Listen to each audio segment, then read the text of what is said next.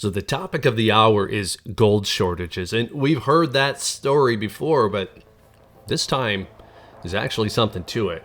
Seems like maybe some of you out there must be hoarding.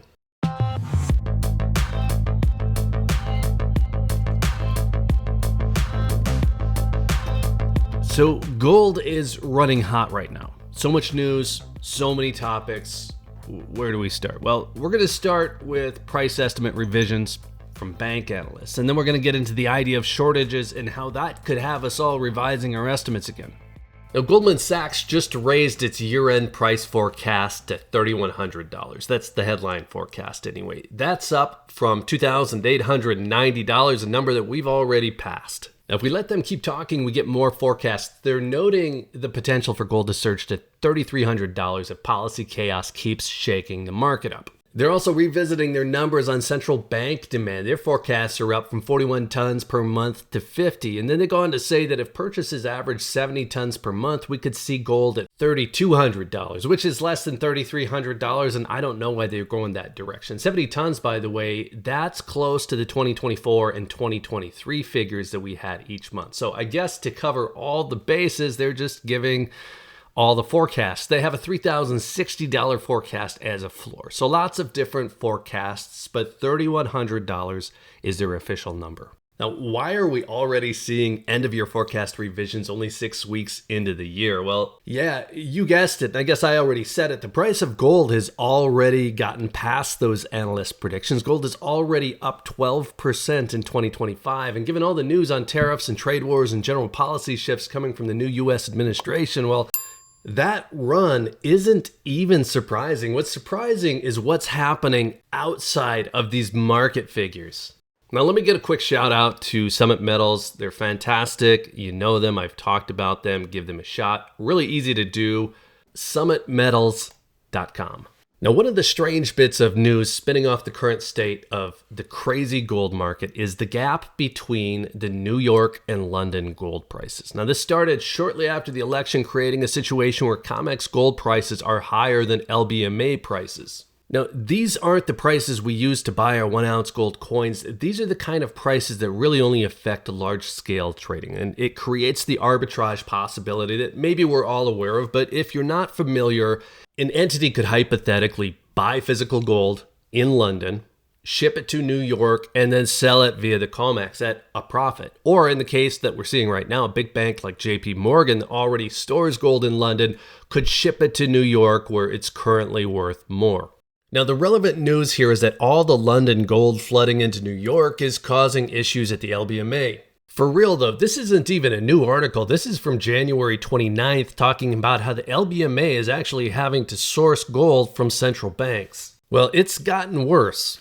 Now, we've heard similar stories about silver for as long as I can remember. The paper doesn't match the physical, but it's never created a price spike unless you go back 45 years to the Hunt brothers temporarily cornering the market. Those shenanigans, they caused some trouble, but again, 45 years. Well, we aren't seeing anything at the 1980 level, but we are seeing legitimate concerns of gold supply now at the LBMA.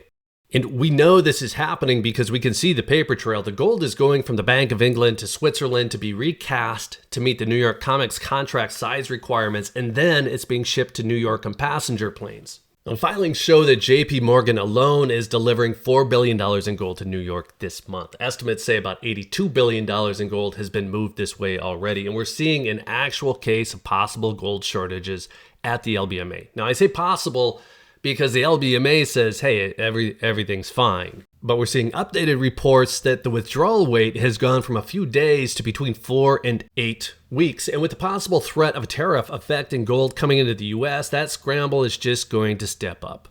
Now, we don't have to try real hard to understand how a shortage like that could affect the gold market. People buy more faster to make sure it's available, and in this case, make sure it's available prior to any possible tariff making delivery of the gold a lot more expensive.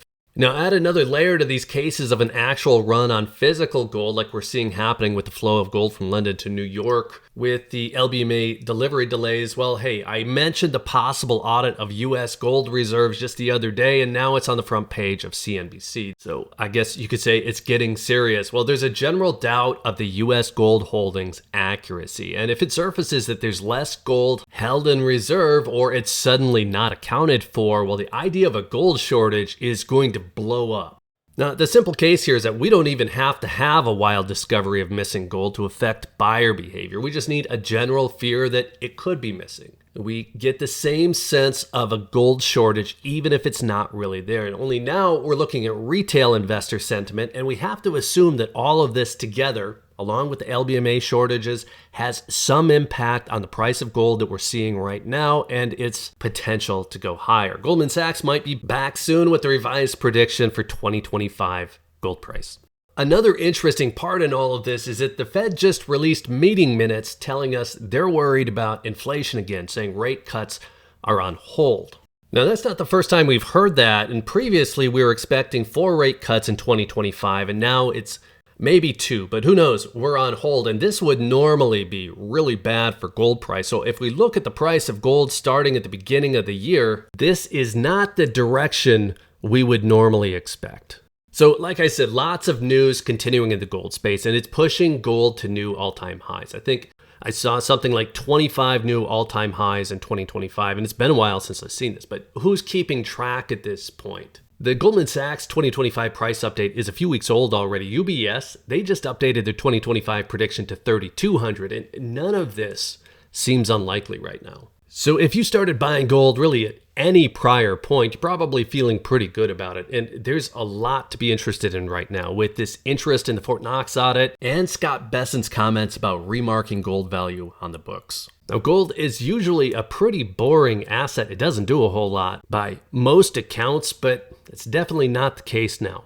It's going to be an interesting year for sure. So let's call it good there. Let us know what you think about shortages affecting gold price. Is this interesting news or is it something more? Let us know. And by the way, gold silver swap is still coming. It's still going to be great. It's a peer-to-peer marketplace for private buyers and sellers. So be sure you're signed up at goldsilverswap.com. That will be coming soon. And back to your comments. While you're in the section, be sure to hit that like button if you found any of this interesting. Be sure you're subscribed with notifications turned on if you want to hear more on the topic. And if you're still here, thanks again for watching. I always appreciate your time. Take care.